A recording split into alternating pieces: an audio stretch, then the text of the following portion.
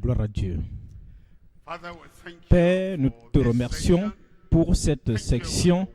Merci pour ta parole. Ta parole apporte la foi, la ténacité, la puissance, la force.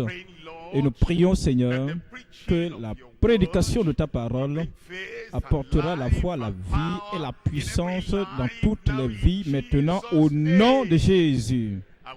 Et nous prions, Seigneur, l'œuvre que tu nous as confiée à faire, nous l'accomplirons sans relâche, sans regarder en arrière, sans compromettre. Et Seigneur, la vertu pour conquérir dans les soldats de l'Ancienne Alliance, mets cela dans la vie des soldats de Christ, même aujourd'hui au nom de Jésus. Parfait ton œuvre dans tous les cœurs. Au nom puissant de Jésus, nous prions. Et que le peuple de Dieu donne un bon Amen. Que Dieu vous bénisse. Nous venons dans Josué, chapitre 11, chapitre 12 et chapitre 13. Mais je vais lire juste un seul verset à l'introduction. Josué chapitre 11, nous lisons à partir du verset 15. Josué chapitre 11, verset 15. Josué exécuta les ordres de l'Éternel à Moïse, son serviteur, et de Moïse à Josué. Il ne négligea rien de tout ce que l'Éternel avait ordonné à Moïse. L'Éternel a ordonné à Josué, et l'Éternel est un Dieu éternel, le Dieu tout-puissant. Il est le même de génération en génération. Il ne change point. Même si Moïse était mort maintenant, en ce temps précis, que Josué était celui qui devait être au front de la victoire des enfants d'Israël, Josué n'a pas relégué le commandement de Dieu donné à Moïse au second plan. Moïse est mort, mais Dieu ne meurt jamais. Dieu vit toujours. Et il dit, je suis Dieu, je ne change point. Le décès de Moïse n'a pas affecté le commandement de Dieu. La mort de quiconque n'a pas ou n'affecte pas la commission de l'Éternel. Le départ, après tout, Dieu l'a mentionné au temps d'Abraham pour dire qu'il donnera la terre des Amoréens aux enfants d'Israël. Abraham est mort, cette commission resta. Isaac est mort, cette commission resta.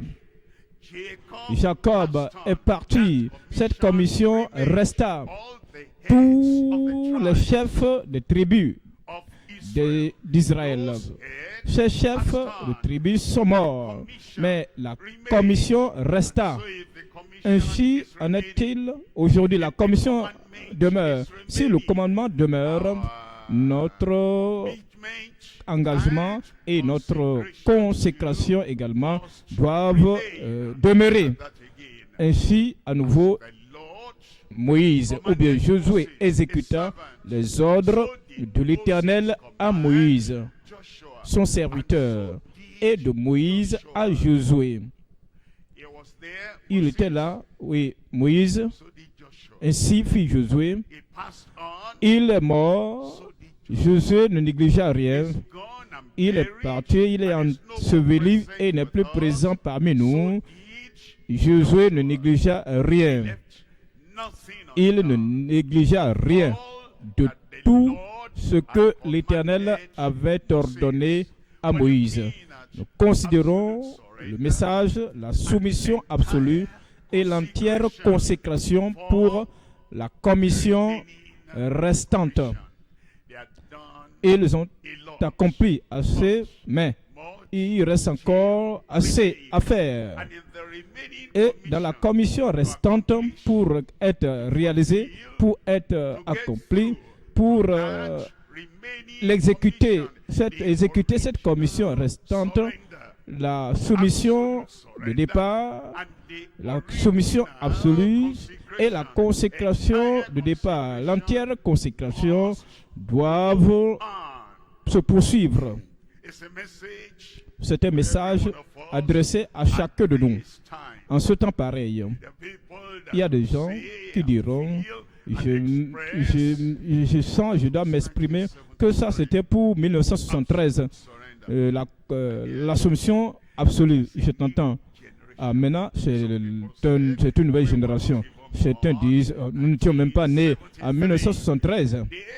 Voici une nouvelle génération de jeunes gens. Et maintenant, nous allons continuer, prendre la relève. Que les anciens le veulent ou pas, ils doivent nous transmettre le bâton, toutes choses dans nos mains. Et nous ferons les choses à notre manière. Ce n'est pas scripturel. Ça, ce n'est pas spirituel. Cela ne vient pas du ciel. Cela ne vient pas de Dieu et Dieu ne soutiendra pas cela. 1973, 2023, 2043, 2053, si Jésus tarde à revenir, la même soumission absolue, la même entière consécration avec la commission restante. Nous divisons le message en trois parties. Premièrement, numéro 1, nous voyons Jabin et ses compagnons se précipitant vers un jugement imminent. Deuxième point, Josué, avec la consécration, s'élevant vers Jésus irréprochable. Cela dit, le Sauveur, le Seigneur irréprochable. Troisième point, c'est la justification de la continuité de la main tendue au co-héritier incontrôlable. Voyons le premier point. Premier point, Jabin et ses compagnons se précipitant, en conspiration, se précipitant vers un jugement imminent. Nous considérons Josué chapitre 11, verset 1. Josué chapitre 11, verset 1. Jabin, roi de Hatzor, ayant appris ces choses, envoya des messagers à Jobab, roi de Madon, au roi de Shimron, au roi d'Achaf. Verset 2, dans le verset 2, au roi qui était au nord dans la montagne, dans la plaine au midi de Kinneret, dans la vallée et sur les hauteurs de Dor à l'Occident. À l'Occident. Verset 3. Dans le verset 3, il dit aux Cananéens de l'Orient et de l'Occident, aux Amoréens, aux Étiens, aux Phérésiens, aux Jébusiens dans la montagne et aux Éviens au pied de l'Hermon dans le pays de Mitzpah. Verset 4. Il nous dit dans le verset 4, ils sortirent, eux et toutes leurs armées avec eux, formant un peuple innombrable, comme le sable qui est sur le bord de la mer, et ayant des chevaux et des chars en très grande quantité. Ils ont appris ce qui est arrivé. Jéricho est conquise, Haï est prise, défaite. Et les enfants d'Israël avançaient pour avoir la victoire. Ils avaient la victoire. Ainsi, Jabin a décidé qu'il allait rassembler assez de compagnons autour de lui qu'ils doivent arrêter ce Josué. Pensez-y. Si Josué venait avec ses propres idées préconçues pour dire, se réveiller juste le matin pour dire, je vais susciter mon armée et j'irai sur ces territoires-là et je vais les détruire, je vais les défaire. Si Josué s'était levé le matin et avait décidé que voici le mouvement prochain de ma vie, Jabin et ses compagnons se leveraient et ils pouvaient le repousser, ils pourraient le détruire. Mais si Josué, après la mort de Moïse, avait croisé les bras, ne faisait rien, et que Dieu, le Dieu Tout-Puissant, depuis le ciel, a dit, voici le temps pour accomplir ce que j'ai dit à Abraham. La coupe de l'iniquité des Amoréens, cette coupe est pleine. Josué, tu es l'homme de l'heure. Moïse, mon serviteur, est mort. Lève-toi et va, parcours le territoire que je t'ai donné. Je t'ai donné toutes choses parce que cela venait de Dieu. Vous ne pouvez pas combattre cette armée à moins que, de peur que vous ne vous retrouviez combattant contre Dieu. Jabin a commis la plus grande erreur, une erreur monumentale de sa vie. Nous divisons ce premier point en 3 parties.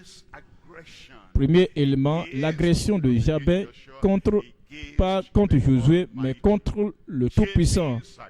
L'agression de Jabin contre le Tout-Puissant. Deuxième élément, l'assurance de Jéhovah contre tous les adversaires. L'assurance de Jéhovah contre tous les adversaires. Et le numéro 3, l'aide de Josué pour avancer. Nous allons voir le premier élément, c'est l'agression de Jabin contre le Tout-Puissant. Nous avons lu Josué chapitre 11, le verset 1 au verset 4. Voyons le verset 5. Dans le verset 5, tous ces rois fixaient un lieu de réunion et vinrent camper ensemble près des eaux de Mérom pour combattre contre Israël. Ils étaient agressifs. L'agression, ils allaient combattre contre Israël. Non, pas en réalité. Ils allaient combattre contre le Tout-Puissant, contre le Créateur, contre l'ultime pouvoir dans le ciel, la puissance ultime dans le ciel et sur la terre. Ils n'étaient pas les premiers à prendre les armes contre le Dieu Tout-Puissant. Mais quiconque a toujours pris les armes contre le Dieu Tout-Puissant a toujours été défait. Voyons dans Nombre chapitre 16, verset 11. Nombre 16, verset 11. On peut voir Nombre 16, verset 11. Nombre 16, verset 11. On peut voir, c'est à cause de cela que toi et toute ta troupe, ceci n'est pas contre Aaron. Vous vous assemblez contre l'Éternel. Ce n'est pas contre Moïse. C'est contre l'Éternel. Il dit dans 2 Chroniques chapitre 13, 2 Chroniques 13, 12. Voici, Dieu et ses sacrificateurs sont avec nous, à notre tête, et nous avons les trompettes retentissantes pour les faire résonner contre vous. Enfants d'Israël, ne faites pas la guerre à l'Éternel. Ne faites pas la guerre à l'Éternel, le Dieu de vos pères, car vous n'auriez aucun succès. Si un projet est réalisé et que c'est le projet que Dieu a ordonné, si une œuvre est accomplie et une œuvre est en train d'être accomplie, qu'elle vient de Dieu. Si une commission est exécutée, une commission est en cours d'exécution et que c'est une commission que Christ, notre Rédempteur, a commissionné, a établie. Ne combattez pas contre cela. Y a-t-il une agression? Y a-t-il un pouvoir, une puissance? Y a-t-il une armée qui combat contre cela? Elle est en train de combattre contre le Dieu Tout-Puissant. Cela n'aura pas de succès. Psaume chapitre 2, Psaume chapitre 2, verset 2. Psaume chapitre 2, verset 2. Pourquoi les rois de la terre se soulèvent-ils et les princes se liguent-ils avec eux contre l'Éternel? Pas contre l'homme, contre l'Éternel et contre son oint. Disant, verset 3, brisons leurs liens, délivrons-nous de leurs chaînes. Délivrons-nous de leurs chaînes. Verset 4, celui qui siège dans les cieux rit. Le Seigneur se moque d'eux. Voyez le verset 5. Puis, il leur parle dans sa colère. Il les épouvante dans sa fureur. Verset 6. C'est moi qui ai oint mon roi sur Sion, ma montagne sainte. Dans le verset 7 maintenant, je publierai le décret. L'Éternel m'a dit, tu es mon fils, je t'ai engendré aujourd'hui. Verset 8. Donne-moi, demande-moi, et je te donnerai les nations pour héritage, les extrémités de la terre pour possession. Vous comprenez?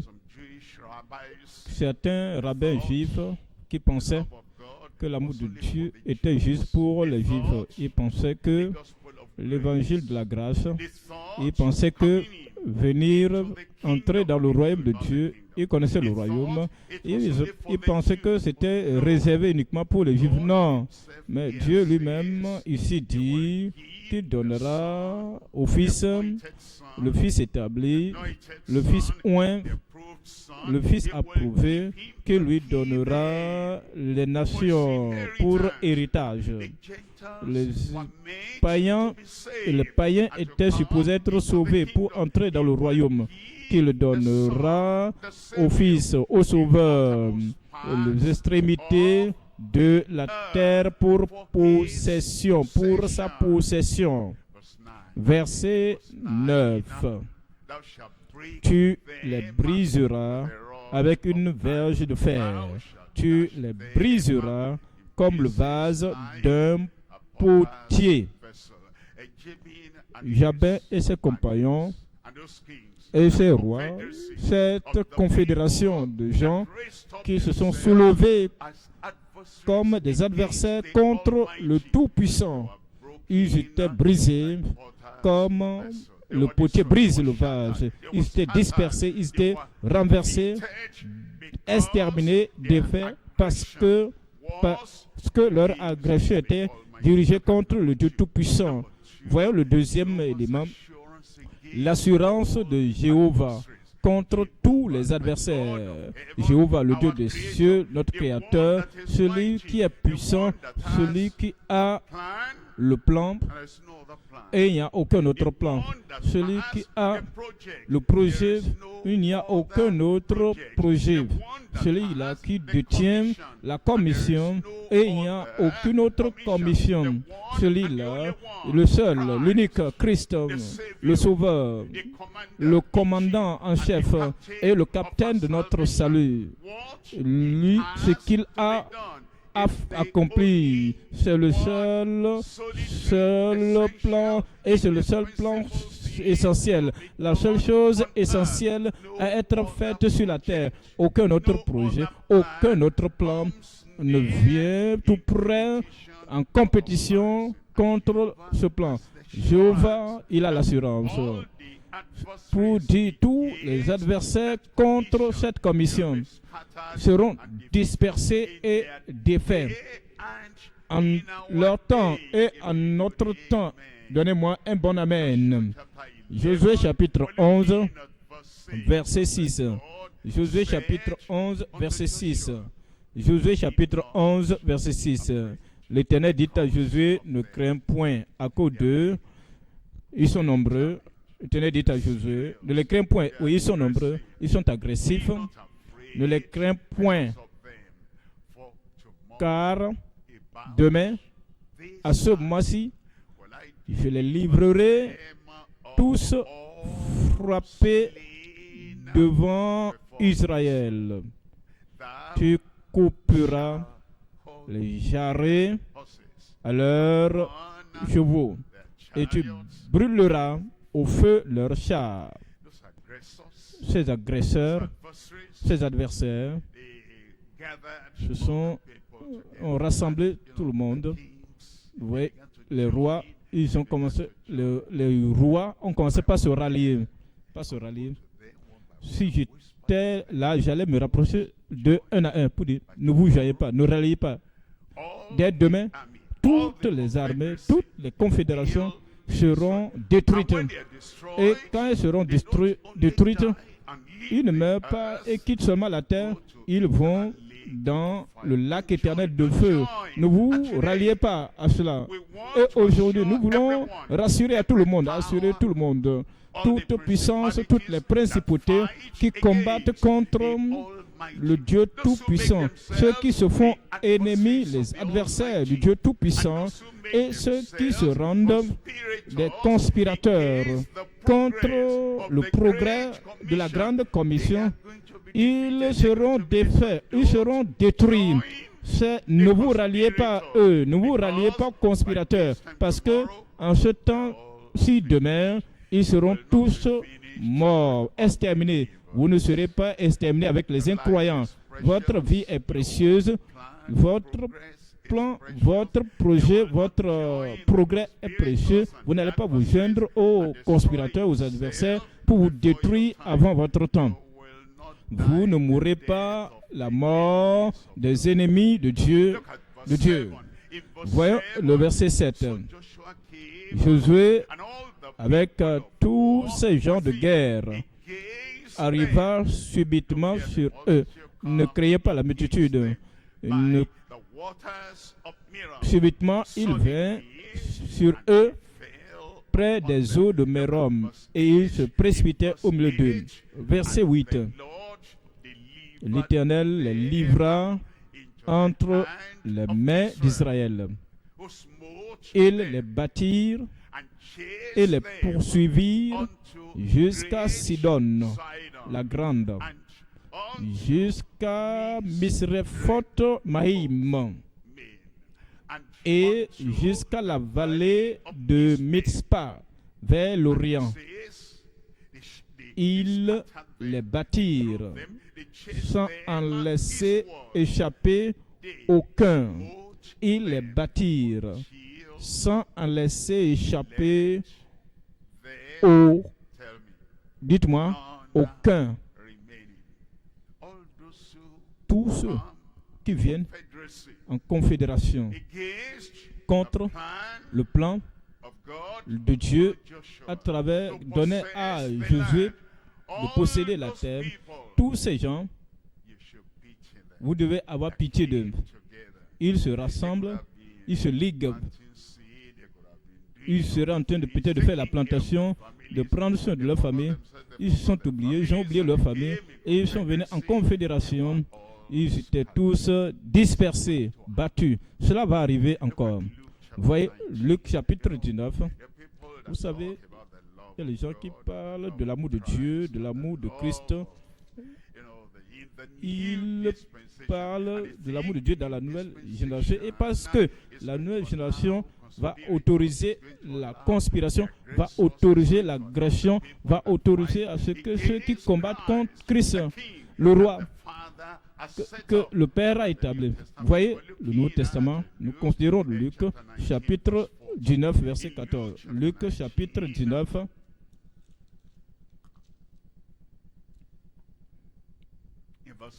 Luc chapitre 19, verset 14. Mais ses concitoyens le haïssaient et ils envoyèrent une ambassade après lui pour dire: nous ne voulons pas que cet homme règne sur nous. Nous ne voulons pas que cet homme règne sur nous. En réalité, c'était comme les enfants d'Israël disant: cet homme, celui qui est suscité en Bethléem, qui opère des miracles, d'autres l'appellent Christ Messie et dit qu'il est sauveur. Mais nous n'allons pas accepter que cet homme règne sur nous. Voyez le verset 27. Verset 27. Au reste, amenez ici mes ennemis. Ceux qui disent Christ ne va pas régner sur eux sont des ennemis de Christ. Tous ceux qui disent que l'œuvre du Seigneur ne sera pas la priorité, ne pourra pas prendre de l'ampleur, ils sont des ennemis de Dieu. Ceux qui conspirent ensemble et ils disent la grande commission. Oubliez la grande commission. Nous avons d'autres choses à faire qui sont plus importantes que la grande commission de Christ. Ces gens-là sont des ennemis du Seigneur. Au reste, amenez ici, le Seigneur viendra au temps final et il dira: au reste, amenez ici mes ennemis qui n'ont pas voulu que je régnasse sur eux et tuez-les en ma présence. Il y aura cette destruction contre les ennemis de l'évangile, les ennemis de la justice et les ennemis de la grande commission. Au jour final, dans Apocalypse chapitre 19, verset 11. Puis je vis le ciel ouvert, et voici parut un cheval blanc. Celui qui le montait s'appelle fidèle et véritable, et il juge et combat avec justice. Il juge et combat avec justice. Christ sur un cheval, combattant, conquérant, dans la victoire. Il juge. Il est un juge, hein? Il est un juge. Oui, il est sauveur, oui, c'est vrai. Il est Seigneur, oui. Il est rédempteur, absolument. Il pardonne ceux qui se répandent, oui. Mais il est également un juge. Le Père ne juge personne. Il a remis tout le jugement entre les mains du Fils. Il y a un jugement dans le Nouveau Testament, dans la Nouvelle Alliance. Il dit maintenant, il fait la guerre. Il vient comme un conquérant final. Et il fera la guerre contre tous ceux-là qui sont restés durs dans le péché, endurcis dans le mal. Voyez le verset 12. Verset 12. Ses yeux étaient comme une flamme de feu. Sur sa tête étaient plusieurs diadèmes. Il avait un nom écrit que personne ne connaît, si ce n'est lui-même. Dans le verset 13, et il était revêtu d'un vêtement teint de sang. Son nom est la parole de Dieu. Verset 14. Dans le verset 14, les armées qui sont dans le ciel le suivaient sur des chevaux blancs. Le suivait sur des cheveux blancs, revêtus d'un fin lin blanc pur. Verset 15. De sa bouche sortait une épée aiguë pour frapper les nations. Pour frapper les nations qui ont refusé de se soumettre à lui. Il les pètera, il dit, il a été établi par le Père comme le roi en Sion, le roi sur le trône. Les nations qui refuseraient d'accepter, qui refusent qu'il règne sur eux, il viendra, il les pètera avec une verge de fer et il foulera la cuve du vin de l'ardente colère du Dieu Tout-Puissant. Verset 16. Dans le verset 16, il nous dit, il avait sur son vêtement et sur sa cuisse un nom écrit Roi des rois et Seigneur des seigneurs. Verset 17. Et je vis un ange qui se tenait dans le soleil. Et il cria d'une voix forte, disant à tous les oiseaux qui volaient par le milieu du ciel, venez, rassemblez-vous pour le grand festin de Dieu. Venez, rassemblez-vous pour le grand festin de Dieu. Verset 18. Afin de manger la chair des rois, les rois en conspiration, les rois qui sont restés dans la contradiction, les rois qui ont conspiré contre le Seigneur, contre son nom. Il dit la chair des chefs militaires, la chair des puissants, la chair des chevaux et de ceux qui les montent, la chair de tous, la chair de tous, ceux qui ont contredit Dieu, qui ont désobéi, qui ont résisté, qui ne veulent pas marcher en ligne droite avec la commission de Dieu, la chair de tous, libres et esclaves, petits et grands. Verset 19.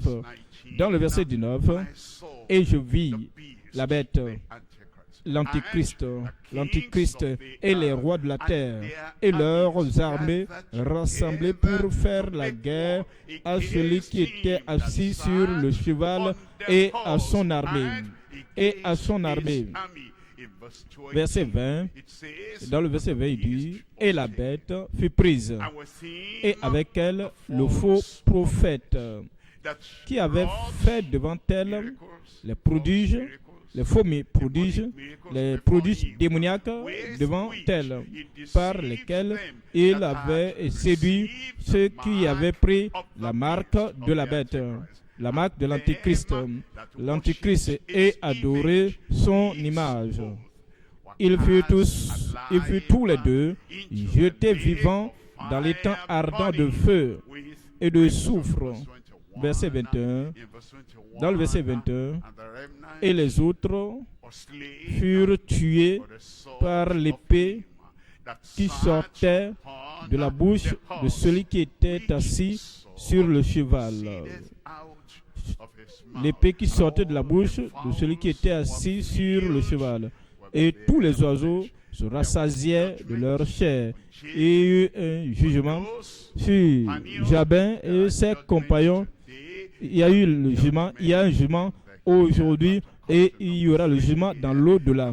Allons au troisième élément ici, l'assistant de Josué pour avancer, l'aide de Josué pour avancer. Le Seigneur a appelé Josué. Il était bon que ces hommes militants en Israël puissent suivre, se rallier à Josué. Ils l'ont aidé. C'était bien pour Josué et c'était bon pour eux. C'était bon pour Israël.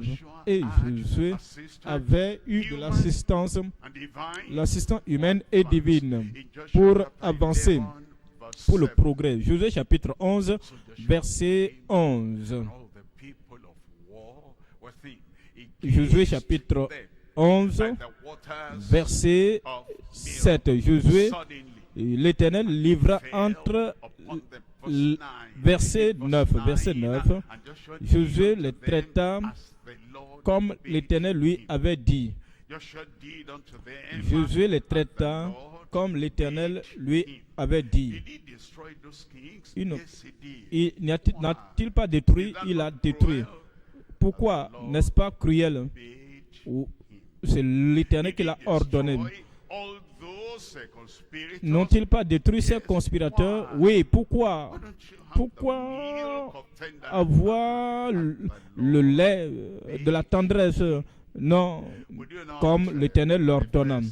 nous ne manifestons pas l'amour au-delà de Dieu. Plus que Dieu, nous ne manifestons pas l'amour plus que le Sauveur, plus que le Seigneur. Ce qu'il dit de faire, nous le faisons.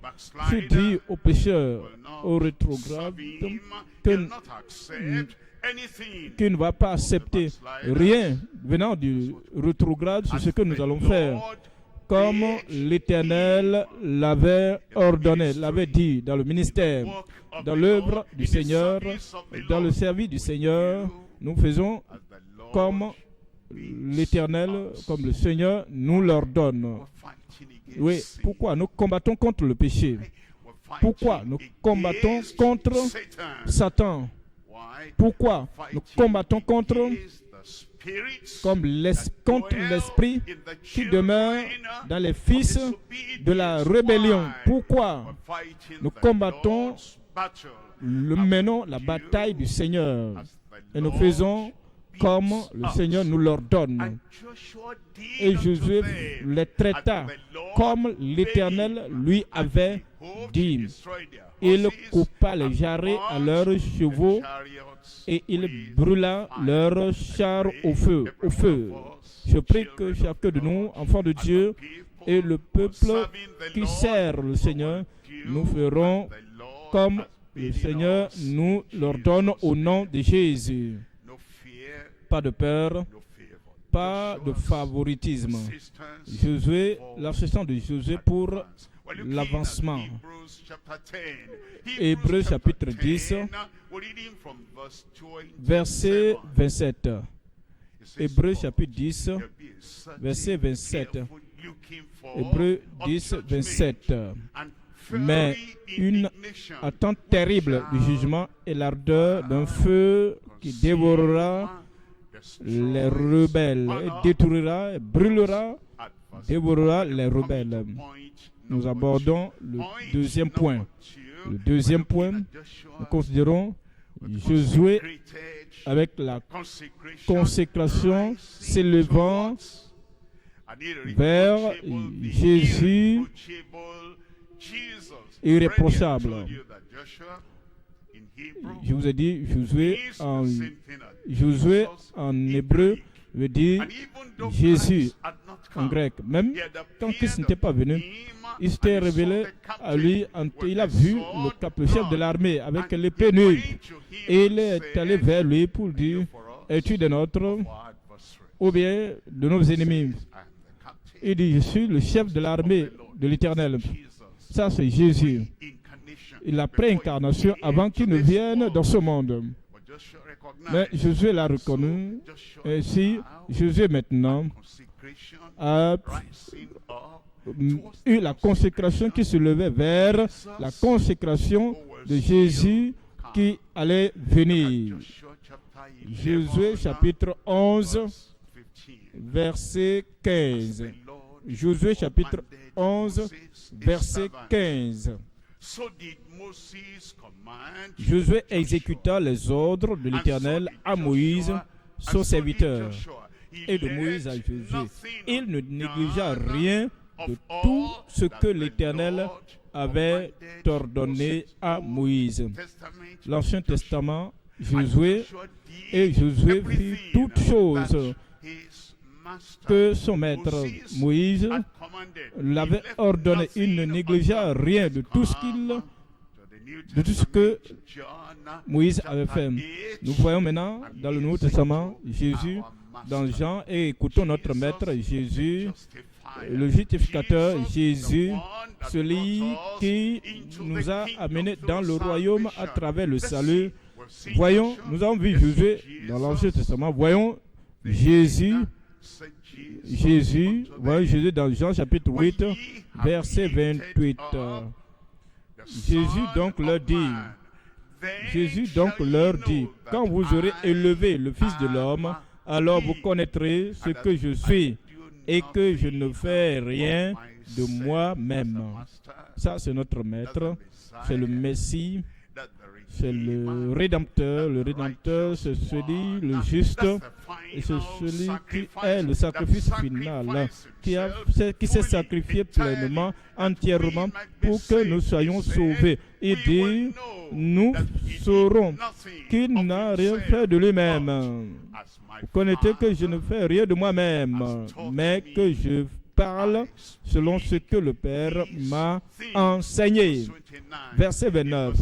Dans le verset 29, celui qui m'a envoyé est avec moi.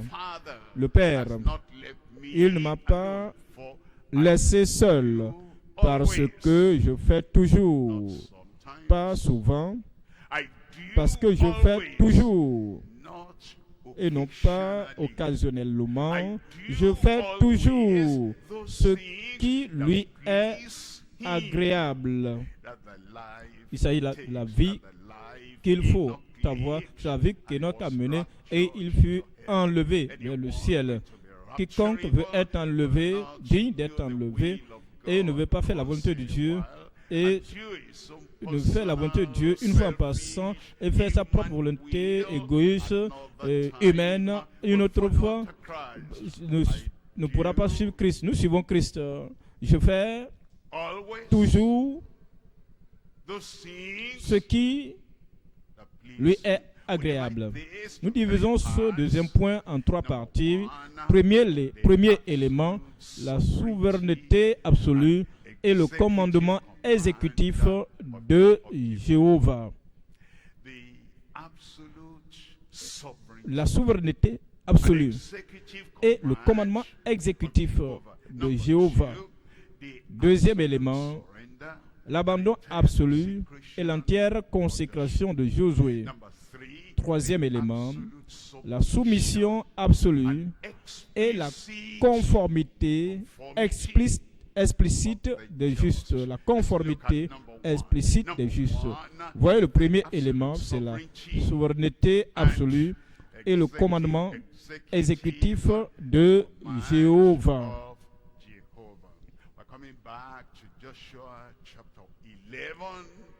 Nous voyons Josué chapitre 11, verset 15. Le point que nous voulons faire ressortir, c'est que Josué a considéré Dieu comme l'ultime, comme le souverain. Il n'a pas jamais pensé, je suis le numéro 1 en Israël. Moïse est parti, je suis maintenant l'homme établi, l'homme de l'heure, ici, maintenant. Ensuite, je peux penser par moi-même, je peux avoir mon opinion, mon intelligence, mon quotient intellectuel, moi-même faire des choses, même si le Dieu souverain n'a pas dit quelque chose par rapport à ceci, et ils compétissent avec Dieu. Dieu demande, moi aussi, je demande. Dieu fait un décret. Moi également, je suis la première personne en Israël. Non. Toute position que nous tenons, toute opportunité que nous avons, nous devons toujours nous rendre compte de la souveraineté absolue et du commandement exécutif de Dieu Jéhovah qui est dans les cieux. Josué chapitre 11, verset 15. Josué exécuta les ordres de l'Éternel à Moïse, son serviteur, et de Moïse à Josué. Il ne négligea rien de tout ce que l'Éternel avait ordonné à Moïse. Dans Deutéronome chapitre 4 verset 2. Deutéronome chapitre 4 verset 2. Vous n'ajouterez rien à ce que je vous prescris, et vous n'en retrancherez rien. Est-ce que vous avez vu ce mot-là? Si vous mettez, si vous ajoutez, vous voyez, si vous ajoutez, là, ça devient non. Donc, rien. Vous ne devez mettre rien. Rien du tout.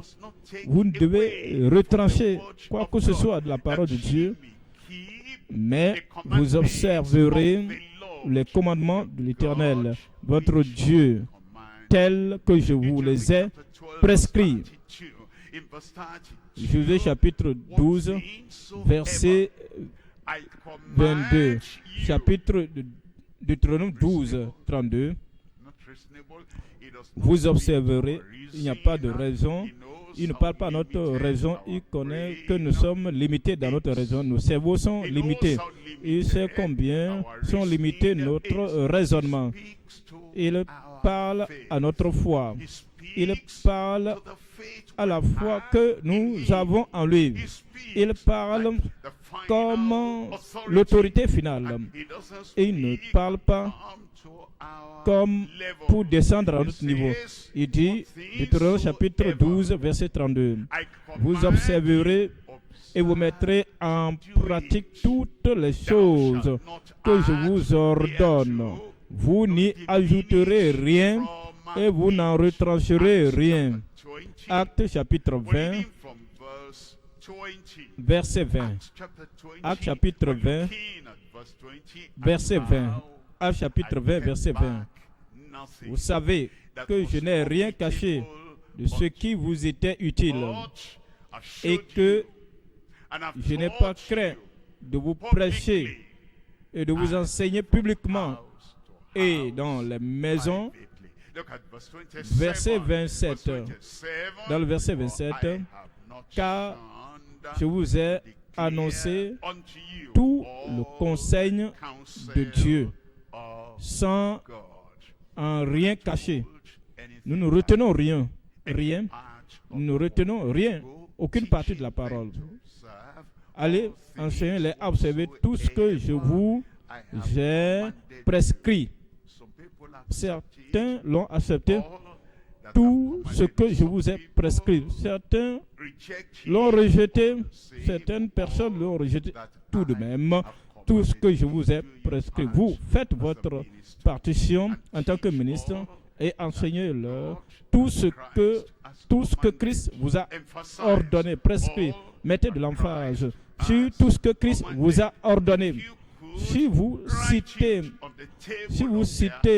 vous devez le faire. Écrit cela sur la table de cœur. Qui l'accepte et qui rejette, ce n'est pas votre affaire là-bas. Tout ce que Dieu vous a prescrit. Car je vous ai annoncé tout le conseil de Dieu sans rien en cacher. Nous voyons le deuxième élément, c'est l'abandon absolu et l'entière consécration de Josué. Josué, un homme de la même nature que toi et moi, un homme comme toi, comme moi, qui avait son temps de froid, son temps de chaleur, où il avait son temps, ce moment de joie, d'excitation, d'enthousiasme, lorsque les choses allaient mal. Il avait son temps d'angoisse, de tristesse. Lorsque ces 36 personnes étaient tuées, qu'est-ce que nous allons faire? Oh Seigneur, il y a le temps d'être courbé à terre, d'être prosterné par terre pour demander qu'allons-nous faire. Tous ces ennemis, ces nations ennemies viendront pour nous écraser. Et il y a un temps, le temps de haut et le temps du bas et tout de même. Nonobstant cela, peu importe le temps, peu importe la dispensation, peu importe ce qui se passe autour de nous et au-delà de nous, tout de même, nous avons l'abandon absolu et la consécration entière, comme Josué. Josué chapitre 11, verset 15. Josué exécuta les ordres de l'Éternel à Moïse, son serviteur, et de Moïse à Josué. Il ne négligea rien de tout ce que l'Éternel avait ordonné à Moïse. Tout, de tout ce que le Seigneur avait ordonné à Moïse. Dans ces 50 ans que nous avons passés, nous avons eu différents temps de défis. Nous avons eu des temps où, je me rappelle, on enseignait la parole de Dieu. Cette femme est venue, elle est devenue sainement, totalement née de nouveau. Elle est retournée à la maison, elle a mené la vie de ce qu'il faut qu'une femme, une mère doit faire pour montrer l'exemple qu'il y a la transformation dans l'évangile du Seigneur. Et le mari a pensé, je ne peux pas avoir ceci dans ma maison. Et il s'est renseigné, il a fait des investigations. Qui est le prédicateur? Qui est le pasteur même là? Qui a changé le cœur de cette femme comme ça?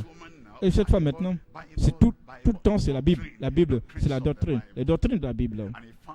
Et il a trouvé que l'offenseur, le prédicateur. Et maintenant, j'ai reçu un message. Il est allé à la police, au commissariat de police, pour dire, nous allons traîner cette affaire, tirer cette affaire.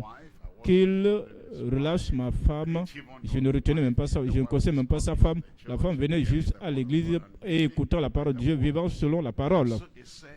Ainsi il dit, on t'attend au commissariat de police. J'ai dit au commissariat que s'y est arrivé. Et j'appelle le frère Simon en ce temps-là. Et j'ai dit, il était mon agent de sécurité en ce temps-là. J'ai dit, on m'appelle au commissariat de police et nous sommes allés là. J'ai vu le commissaire assis là et la femme, le mari de la femme assis de l'autre côté. Et ils ont dit, asseyez-vous. Et j'ai dit, pourquoi m'avez-vous appelé? L'homme a dit, ma femme vient dans ton église. Et il a dit, oui, c'est une bonne information. Je ne savais pas. Mais elle a changé.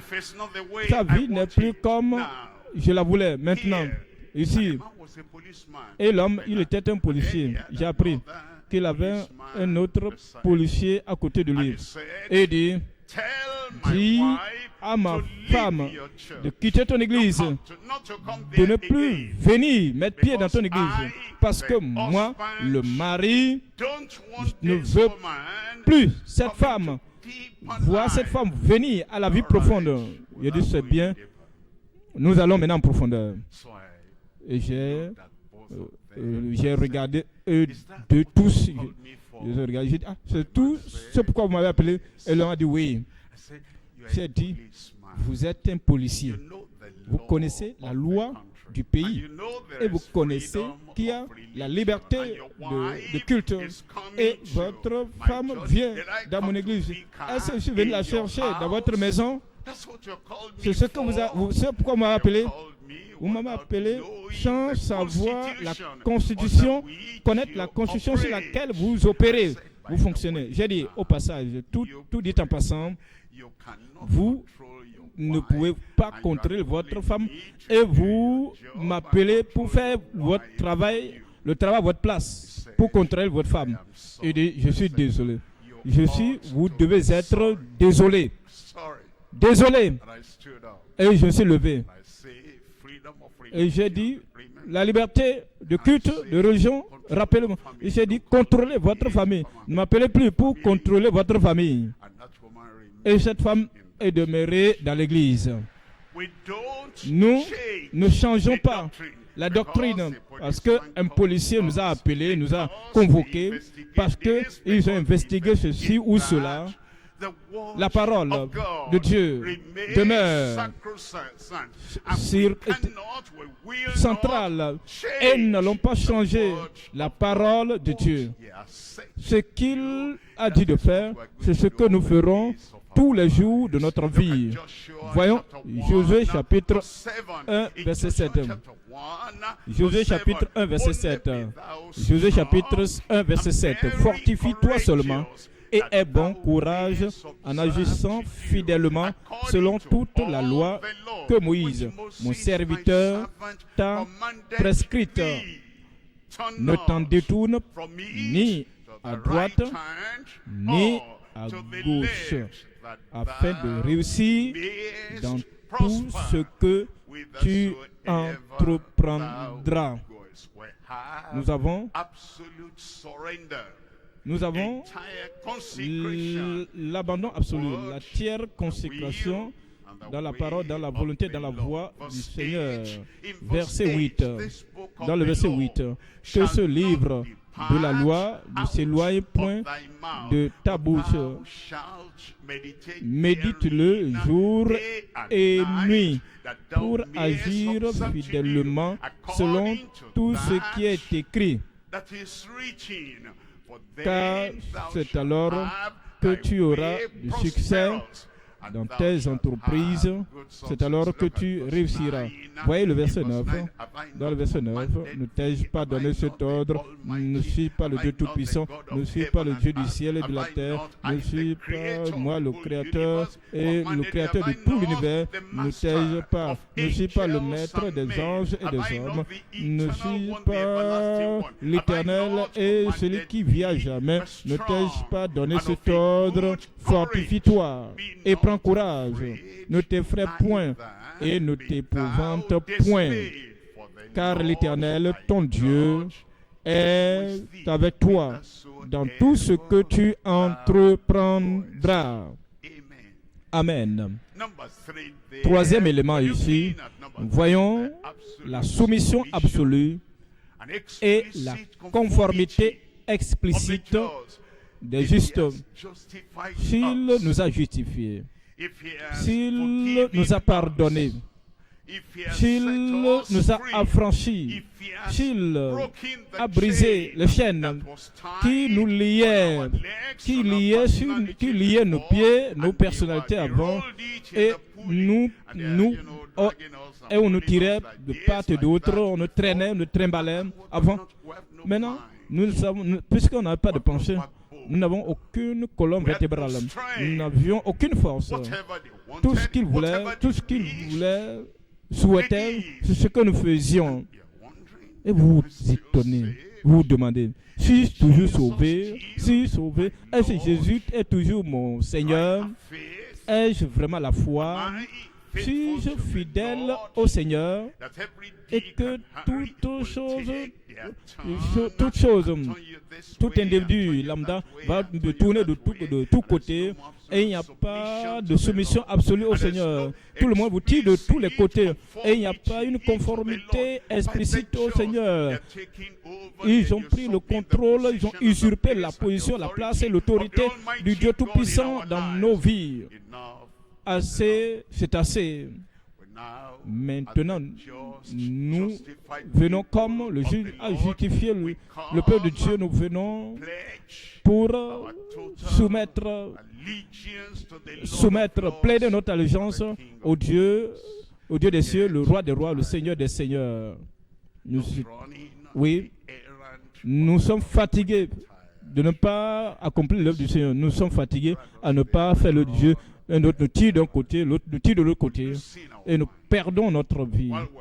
En finissant cette autre tâche, une personne nous tire. Nous faisons les courses d'autres personnes. Mais c'est pourquoi le Seigneur nous a appelés. C'est pourquoi le Seigneur nous a appelés à prêcher. Plus de liberté pour prêcher ce message. Nous sommes par-ci, par-là. Et nous le savons, que ceci n'est pas l'œuvre du Seigneur.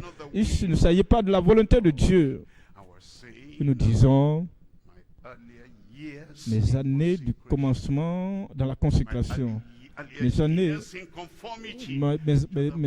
les débuts de la conformité, ceux-là qui m'ont suscité, les auteurs des livres de l'Ancien Testament et les livres du Nouveau Testament, les modèles, les exemples,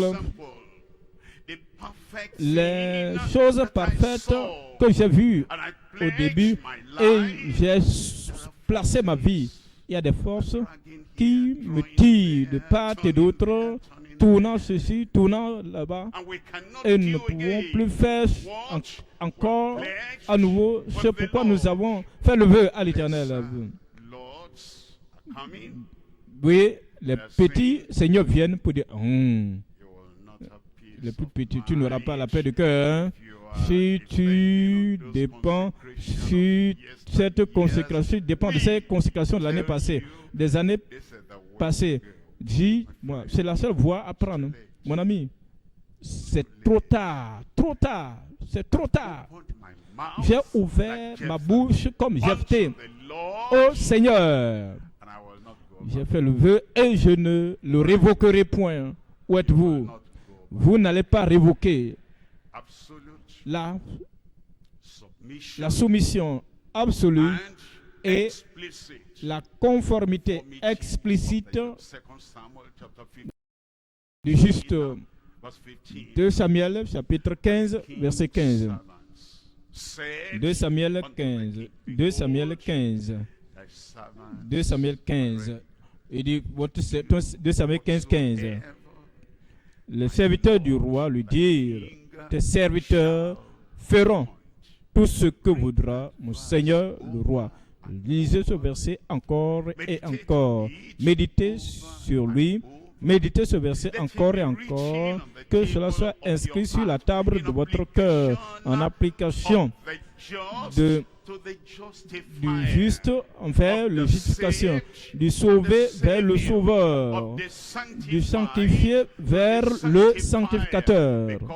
Parce qu'il dit, ceux qui sont sanctifiés et ceux qui sanctifient sont tous issus d'un seul. Maintenant, vous venez maintenant, vous dites, le serviteur du roi lui dit, tes serviteurs feront tout ce que voudra mon Seigneur, mon roi le voudra. Le Seigneur t'aidera. Le Seigneur nous aidera pour que nous puissions rien considérer d'autre, considérer personne d'autre, plus aucune autre autorité dans notre vie, seulement ce que le Seigneur commande, c'est ce que vous ferez. Troisième point, nous considérons la justification de la continuité de la main tendue au co-héritier incontrôlable. Nous considérons trois choses ici. Numéro 1, une grande commission continue pour les personnes âgées, et les vieillards. Un engagement, deuxième élément, un engagement gracieux et courageux jusqu'à la vieillesse. Troisième élément, une contribution glorieuse, confirmée dans la vieillesse. Premier élément, une grande commission, une grande mission, une grande commission continue pour les personnes âgées. Josué chapitre 13, Josué chapitre 13, verset 1. Josué était vieux, avancé en âge. L'Éternel lui dit alors, tu es devenu vieux, tu es avancé en âge, et le pays qui te reste à soumettre est très grand. Vous savez, les gens connaissaient Josué et connaissaient son âge quand Moïse était vivant, lorsqu'il est allé à la montagne, lorsqu'il descendait de la montagne. Et il dit, j'entends le son, le bruit de guerre. Et Moïse, non, ce n'est pas le bruit de guerre. C'est le bruit du peuple qui sont en train de se réjouir, de fêter, que j'entends. Josué était là. Il était le serviteur de Moïse. Josué, on le connaissait quand il a affronté les Amalécites dans le chapitre 17 d'Exode. Maintenant, l'âge avancé est arrivé, le vieil âge est arrivé. Et il dit, Josué était vieux et avancé en âge. L'Éternel lui dit alors, tu es devenu vieux. J'ai appris des commentaires des gens. Le Seigneur lui-même lui dit à Josué, tu es devenu vieux, tu es avancé en âge, et le pays qui te reste à soumettre est très grand. Josué, tu te rappelles de ce que je t'ai dit, que tu vas dévancer le peuple sur tout le territoire. Bien que tu sois avancé en âge, Dieu n'a pas retiré la commission de tes mains. Et Josué n'a pas laissé tomber la commission. Et Caleb n'a pas dit, Josué, ils sont en train de faire des commentaires dans le camp. Ils sont en train de discuter en sourdine dans le camp. Et ils murmurent tous disant, Josué est vieux et avancé en âge. Et Caleb dit, Josué, entre toi et moi, je le ferai, je peux le faire. Transmets-moi la charge. Caleb n'a jamais agi, n'a jamais fait quelque chose de pareil.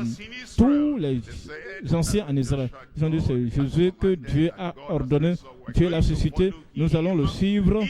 Même si le Dieu Tout-Puissant a dit, Josué, tu es vieux et avancé en âge. Et il te reste beaucoup de terre, de territoire à conquérir, à soumettre. Que dois-je faire? Mais tu le feras. Avance. Voyons le verset 6. Dans le verset 6, tous les habitants de la montagne, depuis le Liban jusqu'à Misrephoth Maïm, tous les Sidoniens,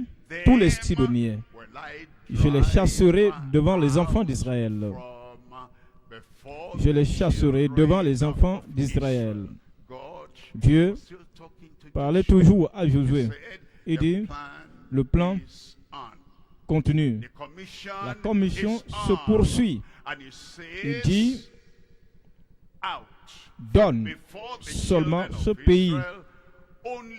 Donne seulement ce pays en héritage par le sort à Israël, comme je te l'ai prescrit. Comme je te l'ai prescrit. Comme je te l'ai prescrit. Nous apprenons de tout ceci pour que nous sachions ce que Dieu nous a commissionné, ce que Dieu, le Seigneur, a commandé. Nous continuerons à le faire. Il n'y a pas de compétition à la vie profonde. Il n'y a pas de manœuvre politique à la vie profonde. Il n'y a pas de l'opinion privée personnelle à la vie profonde. Le Seigneur a commandé, a ordonné. Le Seigneur a commissionné. Et le Seigneur a reconnu que tu es vieux et avancé en âge. Cependant, je vais chasser toutes tes nations devant toi. Et c'est toi qui vas posséder et diviser le territoire pour le peuple d'Israël. Ce qu'il a commandé, ordonné, nous le ferons au nom de Jésus. Chapitre 18, Josué chapitre 18, au verset 3. Josué chapitre 18, au verset 3. Josué dit aux enfants d'Israël, jusqu'à quand négligerez-vous de prendre possession du pays que l'Éternel, le Dieu de vos pères, vous donne? Verset 4. Dans le verset 4, choisissez 3 hommes par tribu et je les ferai partie. Nous sommes toujours en commandant, nous sommes toujours la charge, nous sommes toujours dans le centre de l'exécution et de l'accomplissement, de la plénitude de la commission. Choisissez, levez-vous, ils se leveront, parcourront le pays, traceront un plan en vue du partage et reviendront auprès de moi, Josué, pour faire la distribution appropriée du pays à eux. Le chapitre 23, verset 1. Josué chapitre 23, verset 1. Depuis longtemps, l'Éternel avait donné du repos à Israël en le délivrant de tous les ennemis qui l'entouraient. Josué était vieux, avancé en âge. Du chapitre 13, Et ce qu'il disait, et jusqu'au chapitre 23, toujours la même chose. Vieux et avancé en âge. Il a poursuivi, il a continué, il a traversé. Vous allez continuer. Je dis, vous allez persévérer. Et toutes choses, jusqu'à l'âge avancé, ce que le Seigneur a mis dans votre main, vous allez l'accomplir au nom de Jésus. Deuxième élément ici, nous voyons un engagement gracieux et courageux jusqu'à la vieillesse. Courageux jusqu'à la vieillesse. Engagé jusqu'à la vieillesse. Gracieux jusqu'à la vieillesse. Josué chapitre 14. Nous lisons à partir du verset 10. Josué chapitre 14, verset 10. Maintenant, voici, l'Éternel m'a fait vivre. Comme il a dit, il te gardera vivant. Il y a 45 ans que l'Éternel parlait ainsi à Moïse, lorsqu'Israël marchait dans le désert. Et maintenant, voici, je suis âgé aujourd'hui de 85 ans. Je m'adresse à Caleb. Je ne suis pas aussi âgé. Je parle de Caleb. Il dit, maintenant, voici, je suis âgé aujourd'hui de 85 ans. Maintenant, dans le verset 11, il dit, je suis encore vigoureux comme au jour où Moïse m'envoya. J'ai autant de force que je n'avais alors. J'ai autant de force que j'en avais alors, soit pour combattre à 40 ans, à 85 ans ou à 45 ans et à 85 ans, j'ai encore autant de force que j'en avais alors, soit pour combattre, soit pour sortir et pour entrer. Le Seigneur le fera pour toi. Comment cela est-il arrivé pour Caleb? À cause d'Exode chapitre 15, verset 26. Comment cela est-il arrivé pour Caleb? À cause d'Exode chapitre 23, verset 25 à 26. Comment cela est-il arrivé pour Caleb?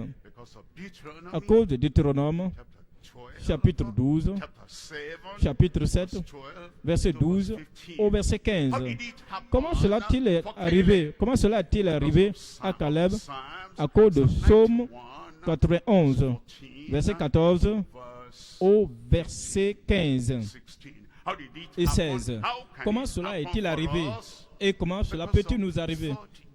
À cause de 3 Jean chapitre 2, comme nous dépendons de la parole et nous vivons par la parole. Et parce que leur manne, leur nourriture, leur ration alimentaire, la nourriture des anges, la nourriture du ciel. À cause de leur marche, ils marchaient dans le désert. Tout ce que nous appelons aujourd'hui l'exercice physique. Et les pieds sont très importants. Les pieds marchent.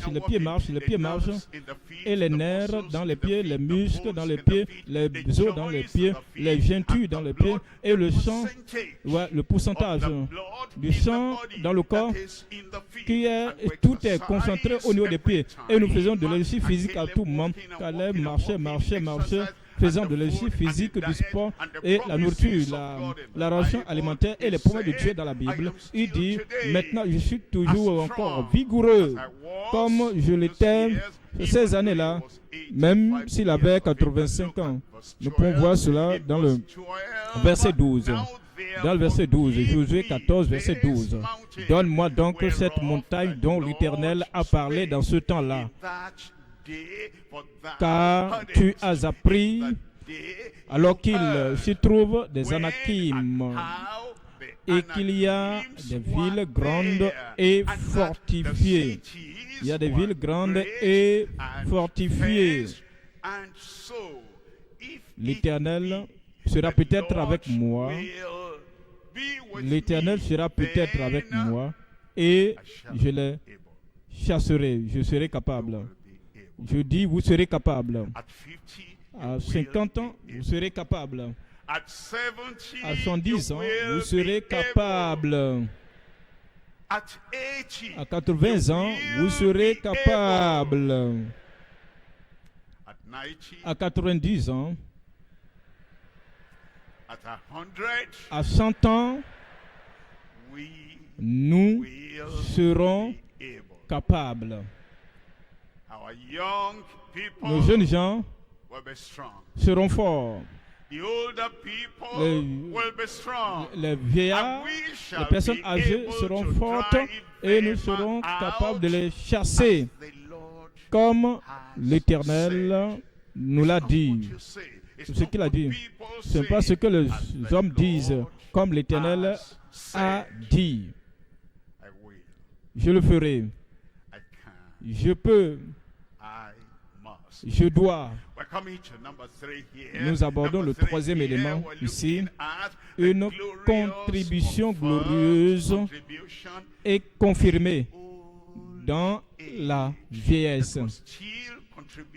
Il continue de contribuer. Nous continuons de contribuer. Nous continuons de prêcher. Nous continuons d'avancer dans le vieillage. Vous porterez des fruits jusqu'à la vieillesse au nom de Jésus. Philémon chapitre 1 verset 9. Philémon chapitre 1 verset 9. Philémon chapitre 1 verset 9. C'est de préférence au nom de la charité que je t'adresse une prière. En étant ce que je suis, Paul vieillard,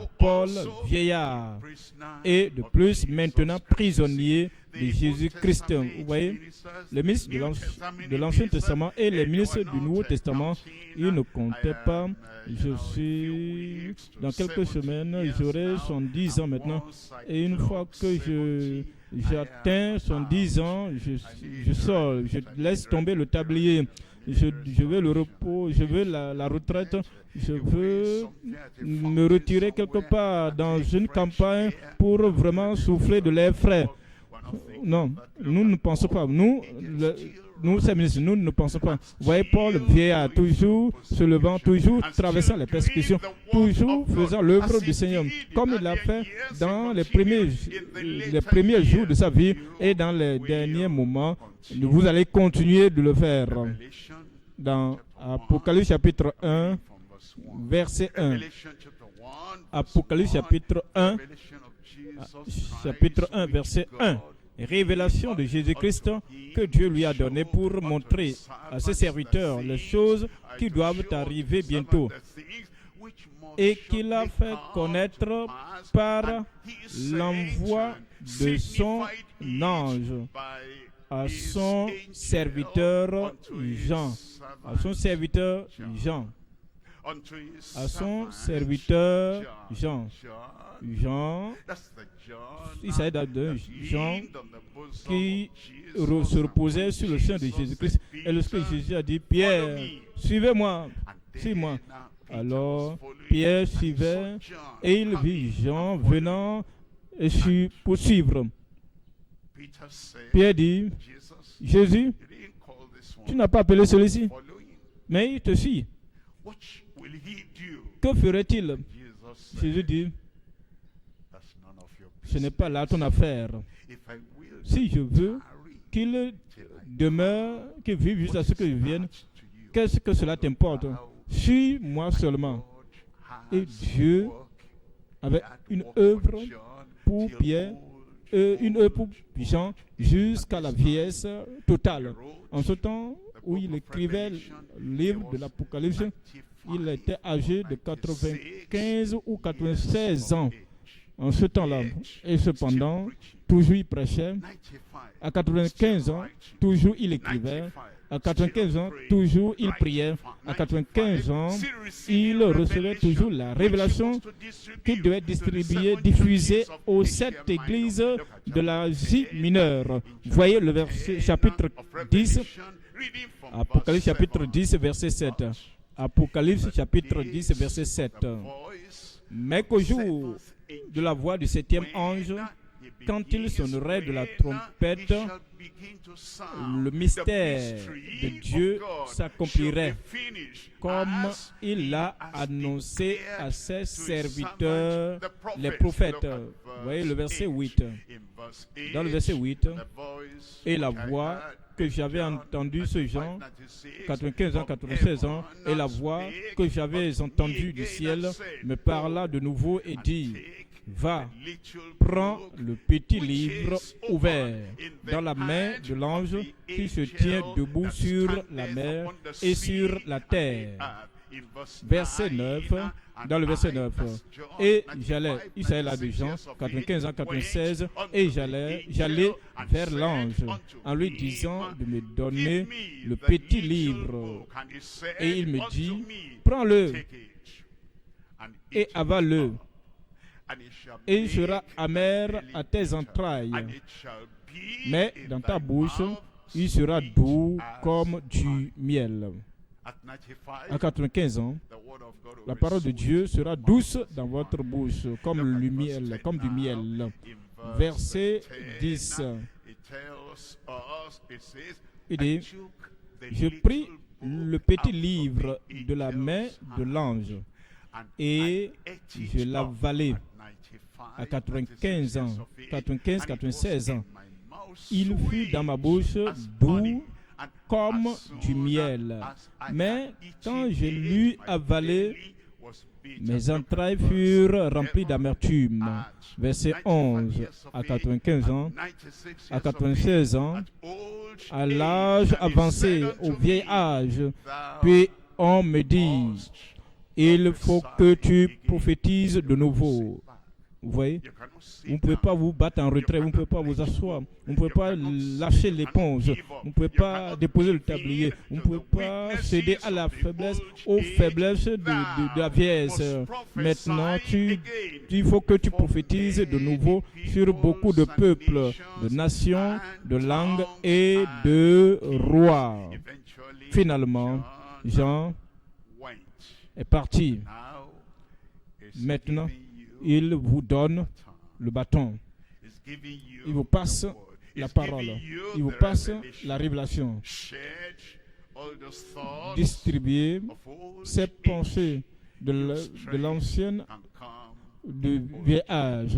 La nouvelle force viendra dans la vieillesse. Une nouvelle révélation viendra dans la vieillesse.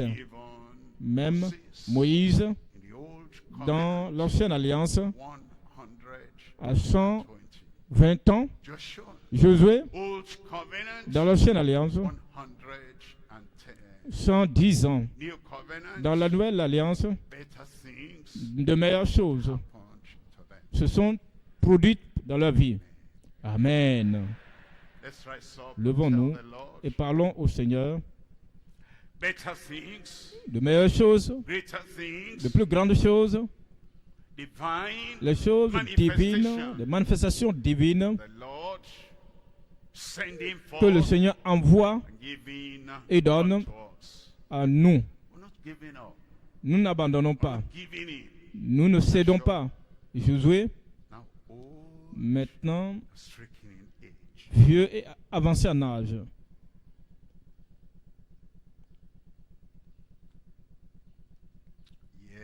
Cependant, toujours marchant, parler au Seigneur, l'abandon absolu, maintenant et pour toujours.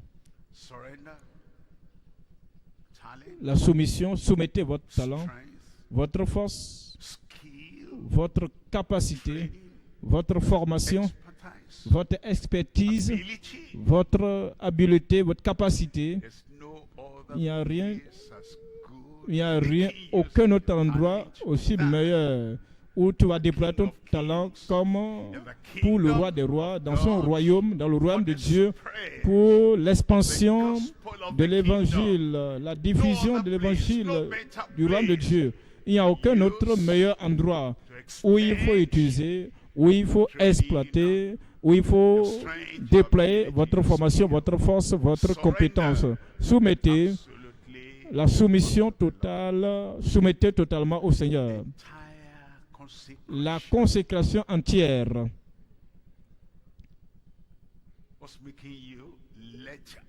Qu'est-ce qui vous amène à abandonner? Pour dire, je ne vais plus commencer. Pourquoi? Êtes-vous en conflit avec le commandant Christ? Êtes-vous en conflit avec le capitaine de notre salut, Christ? Tel ou tel a fait ceci ou tel a dit ceci ou cela. C'est pourquoi il n'y a plus de consécration entière et vous êtes en train de vous retirer de Christ. Quelle petitesse, quelle femme petite, quel est cet homme qui t'a dit et tu as peur d'agir? Reprends cette consécration à nouveau. La consécration entière, totale, complète, pleine. Et ramène cela au Seigneur pour la commission restante. Plusieurs doivent entendre encore. Beaucoup restent entendre l'évangile. Plusieurs nations, beaucoup de nations restent à entendre la sonnette d'alarme de la bonne nouvelle, la parole du salut. Donnez cela au Seigneur, sortez. Sortez des conspirateurs qui veulent empêcher la marche progressive vers le territoire de l'évangélisation. Jabin, la confrontation agressive de Jabin n'est pas votre partage. Ralliez-vous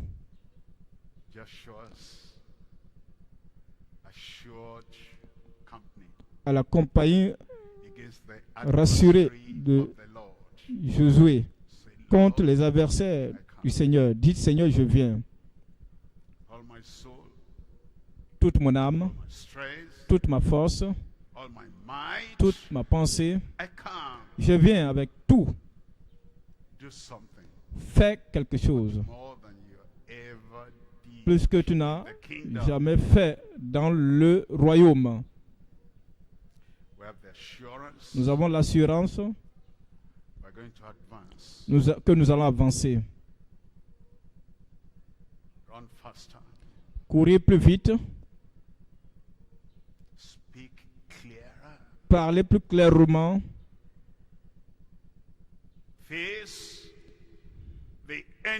Affronter l'ennemi et avancer. Marcher en avant. Que rien ne nous retienne, ne retarde notre progrès et notre marche dans l'œuvre qu'il nous a appelés à faire.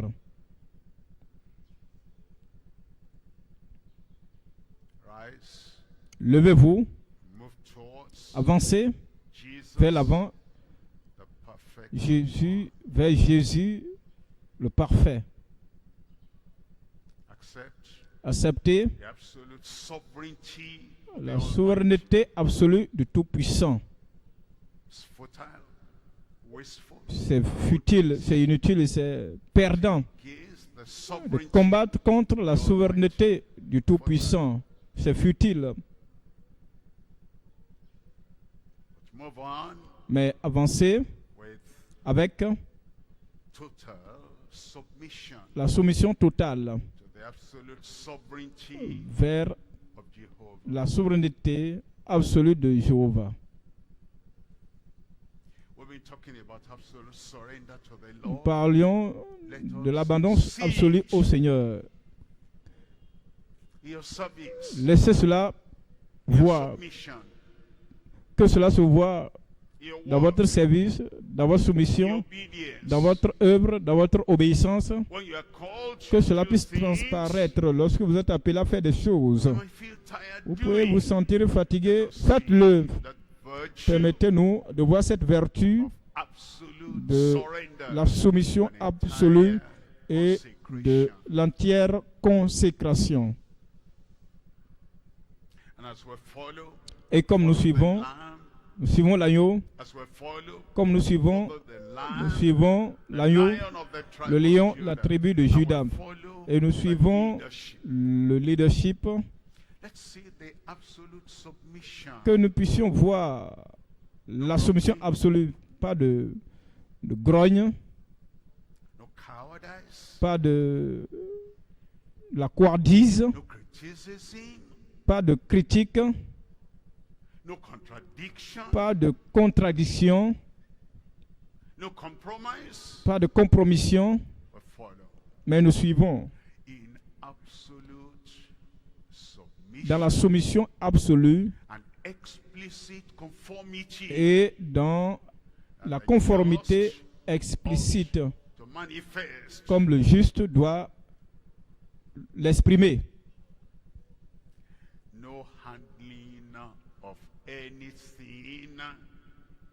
Donc, rien prendre avec les politiques mondaines. Nous prenons de l'âge et cependant, de la même manière, Dieu a parlé à Josué dans son âge de jeunesse, mais lorsqu'il est devenu vieux et avancé en âge, il a parlé de la même manière. Le Dieu Tout-Puissant a continué de lui parler. Écoutons la parole du Seigneur, qu'il parle et que nous puissions suivre.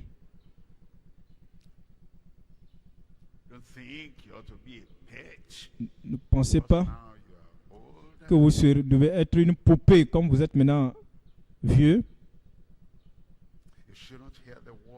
et que vous ne devez plus entendre la parole de Dieu de manière ferme parce que vous êtes vieux. Non. Le Seigneur parla à Josué à l'âge avancé, comme il lui avait parlé au premier jour. Il a ordonné comme il avait ordonné dans les premières années. Il est Dieu, il est éternel. Il est un homme sans date et sans âge. L'ancien des jours. Peu importe là où nous sommes, c'est un grand privilège. Comme le Père continue de nous parler comme des fils et des filles.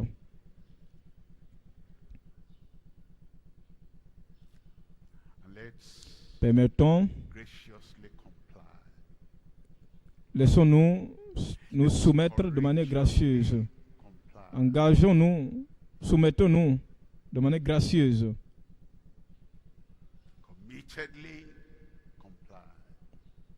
Soumettons-nous de manière engagée. Soumettons-nous de tout cœur. Conformons-nous de manière ferme. Le Seigneur a parlé, c'est final. Terminé. Je le ferai. Je dois le faire. Et je dois le faire. Père, nous te remercions en ce moment et nous bénissons ton nom. Merci pour la parole sortant du trône de gloire. Nous te remercions pour la disponibilité du trône de la grâce où nous venons avec assurance cherchant d'être secourus, cherchant le soutien, la force et cherchant la capacité dont nous avons besoin pour faire comme tu as dit. Donne-nous tout ce dont nous avons besoin et nous serons obéissants à ta parole au nom de Jésus. La plus grande œuvre tu nous as confiée, tu nous donnes la plus grande grâce. Nous ferons comme tu l'as dit.